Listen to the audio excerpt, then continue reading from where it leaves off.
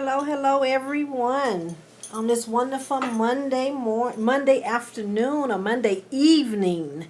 Thank you so much for joining. I appreciate it as always.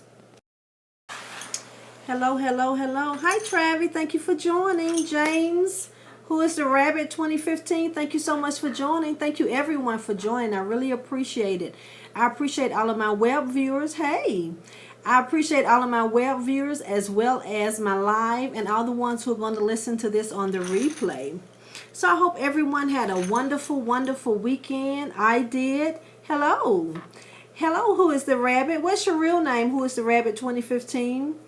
But I had a wonderful weekend. I got a lot of rest in. That was the most wonderful thing about it, and enjoying my twin grands. So I was excited about that. So I hope everyone had a wonderful weekend. Got a chance to either do some networking. Bugs Bunny? Okay, great. So I hope everyone got a chance to enjoy their weekend as well. Hey Maya, thank you for joining. So now I am up to 985 followers. So as you know, once we get to 1,000 followers, hi Simone. Once we get to 1,000 followers, we're going to be giving this book away, and that would probably be on tomorrow. Hi Grace, thank you for joining. That will probably be on tomorrow. Thank you for your hearts. Hi Kat, thank you for joining. So that will probably be on tomorrow that we'll be giving away that book. I know we've been putting it up here for a long time, but we've finally gotten. Thank you for sharing, Maya. I appreciate that. We've finally gotten up to 985. So probably by tomorrow we'll be up to 1,000. Because thank you for joining. I appreciate it. Thank you for inviting your followers. Thank you for the hearts. Today we're going to be doing at starting at 7 o'clock. The Tag Tribes community is going to be doing their first Pass the Cast. So I'm going to be one of the persons who's going to be scoping. It's going to be Karen Joseph from 7 Networking. Hi, thank you for joining. It's going to be Rick Cooper is going to be one of the other people that's going to be scoping tonight. So it's going to start at 7 Pacific time. So in my time I start at 7:20. So it'll actually be here on Eastern time. It'll be 10:20. So that's 10:20 tonight. Thank you for the hearts. So we're going to do our first Pass the Cast. It's not the last, but it's just going to be the first one. So we're going to get that started later on this evening. So I'm sure thank you for joining, Fed Midcap. So I know that I'll probably pick up some more followers by then. So tomorrow when I do my scope, I'll be able to give that lovely book away that I've been telling everyone about, that has really blessed me, by Tina Greer. So I'll be able to give that away tomorrow. Hi, thank you so much for joining. So today we're going to talk about empathy.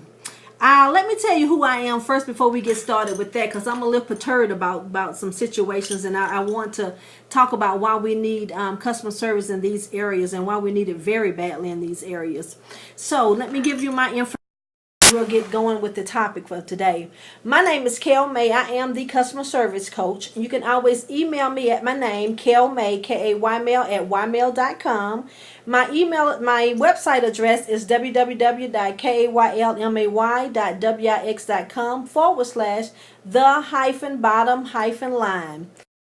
People know who's been on my scopes before. I train employees, teens, and young adults on customer service techniques in order to enhance their customers' experience, which is the best way to increase the bottom line for the company.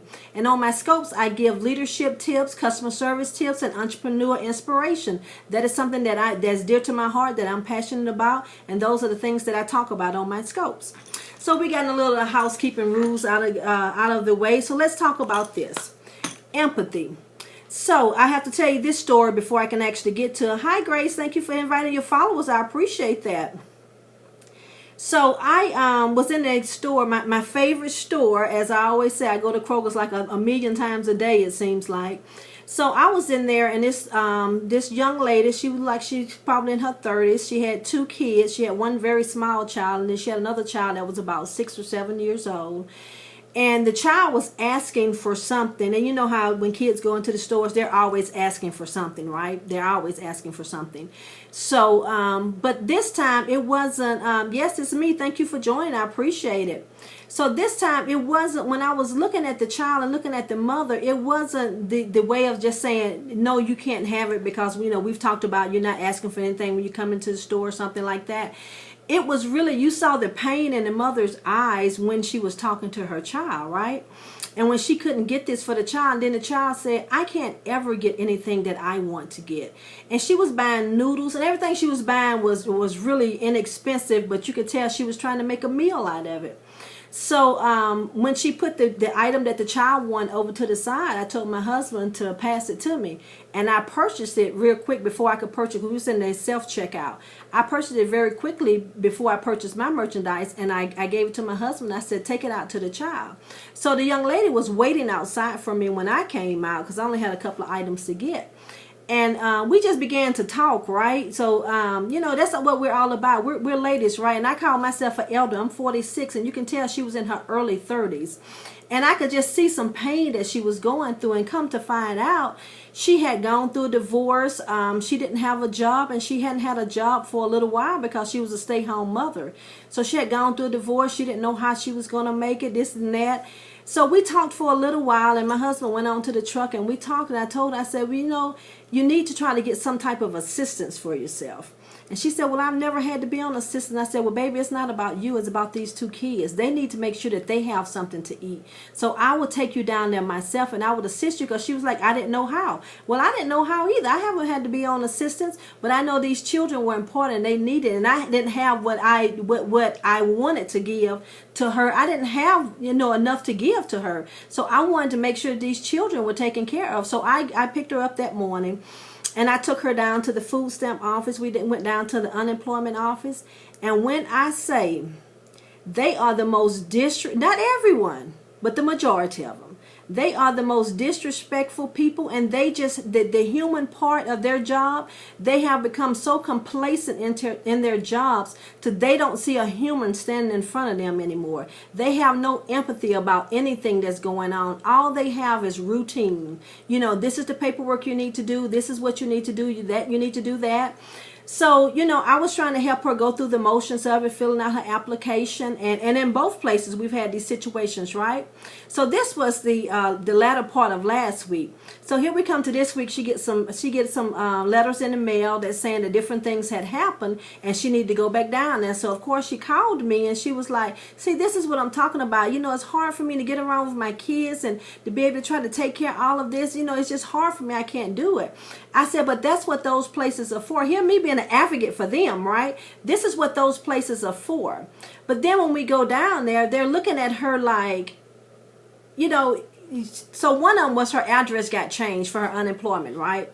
And they're looking at her like, we didn't send that letter, or, you know, you're the only person that could actually change your address. And, you know, why are you coming down here with that? And I'm asking the lady, I said, is this your first time ever seeing a letter like this, that someone's address has been changed? Because she's talking to her like it's foreign, like she had to have done something. You know, it was not an area of theirs.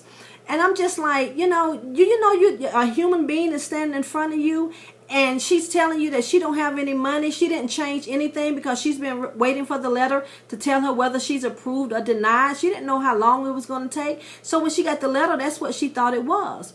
But my whole scope is about when people worked for the government facilities, when they work for the food stamp office, when they work for the unemployment office, when they work for the Social Security office, when they work for Alabama Power or Georgia Power, I'm telling you where I'm from, not saying Alabama Power, but when they're working for these places where we have to bring our money in, and they feel like their jobs are so secure, they're always going to have a job, and all they need to do is collect the money, that is not what you're actually there. That's not the only thing you need to do. You need to have customer service skills just like any other business need to have. So if y'all know anybody that are working for these places, this is a great scope to invite them to listen to, because I feel like these people have really, I mean, I would have just blown up if I was her. But I think about all the people that I see are on the street, and I know it's not all of them, but a lot of times you say, why won't they go and get food stamps? Why are they begging for money on the street? They can go and get food stamps. Why, if they're saying that they just got out of a job, why are they not going to apply for unemployment? And then when you go to these places, you see why. They put them through so much turmoil that they feel like they're not worthy of anything. They just belittle them and just make them feel so bad because they don't see their pain. They don't have any empathy towards them, right? The human side of them have just stopped. And one thing I want everyone to realize, I don't care what type of job you have, you never know when something's going to happen to you and you're no longer going to have that job. You're no longer going to have that income, right? Because the majority of us do not save. I know I was almost making six figures before I had my near fatal accident that caused me not to work. Hey, Whitney, thank you for joining. That caused me not to be able to go back to work, but it also helped me get my own business started. But guess what? I never knew that I would be out of a job. I never ever thought that I would be out of a job because I've always had a job. I've always made good. So not to be able to make the same thing I'm making, to feel like I'm starting from the bottom going up, you have to think about that. So I'm just telling everyone, no matter what job you're on, put yourself in that person's place. I know you get so much BS when they come in there with all type of excuses, why they don't have paperwork, why things weren't turned in properly. Some of them lie, some of them have excuses that are not always the truth. I understand that. But at the moment that you forget that you're a human and that you're dealing with another human, that's the moment you need to start looking for another job. Because some of those people that are on the other side are not giving you excuses. Some of those people on the other side, they are not lying to you. Some of those people on the other side need you to go just a little bit further to fight for them, right? Some of those people need this, because we're not talking about this grown lady who probably could have gotten out and gotten a job and got her a little something to eat here and there, but we're talking about these two babies that she had. And I thought that's why, as at least the food stamp office, I thought that's why they were in place, to make sure these children had something to eat, right? But the three people that actually helped us, they just really did not care who she was. They did not care if she didn't have any more money. They didn't care if those kids had any food or not. And as I told them, you need to have customer service, because guess what? If she was not in need for these services, hi Shelly, thank you for joining. If she was not in need for these services, if all of these other people in this office was not in need for these services, there would be no need for you. So you wouldn't have a job here. And it's not like you're making the most amount of money, so you never know when you're going to be out of work, and you may be standing on the other side. Because a lot of time God will show us when we're being nasty and ugly to someone else. He'll show us and he'll put us on the other side, right? So that we can see what other people are going through. What she's going through may be a testimony for somebody later on. She may not always be in that. You may be on the other side and you want someone to treat you the way that you should be treated, right? But guess what? She wants you to treat her the way she should be treated. So you just need to think about things like that. I know when I go and pay bills, and rarely do I go in. Hi Ken, thank you for joining. I know rarely when I rarely go in to pay bills, like utility bills and things like that. The people never look at you. They never speak to you. They say, can I help you? And they're always looking down or looking at their computer, or they'll just say, what's your account number? Like, you don't really matter. But guess what? You're bringing your money into that. And hopefully there are enough places where you can have some type of competition where you're not the only company that's going to be requiring this. Hello, how you doing? You're not going to be the only person that I can bring my money into. So I want you to want my money just as well as any other business that I'm shopping at, whether it be Macy's, JCPenney, Nordstrom's, or any of these places. Thank you for the hearts. So you want to make sure that you put yourself, I always tell my employees, or used to tell my employees, to make sure they put themselves in the customer's place, right? Think about when you're a customer, how you want people to treat you. That's the same thing for government affiliates, right? A lot of times, there were a couple of times where y'all didn't know if y'all were going to get paid or not. There are always cutbacks when it comes to government. Exactly when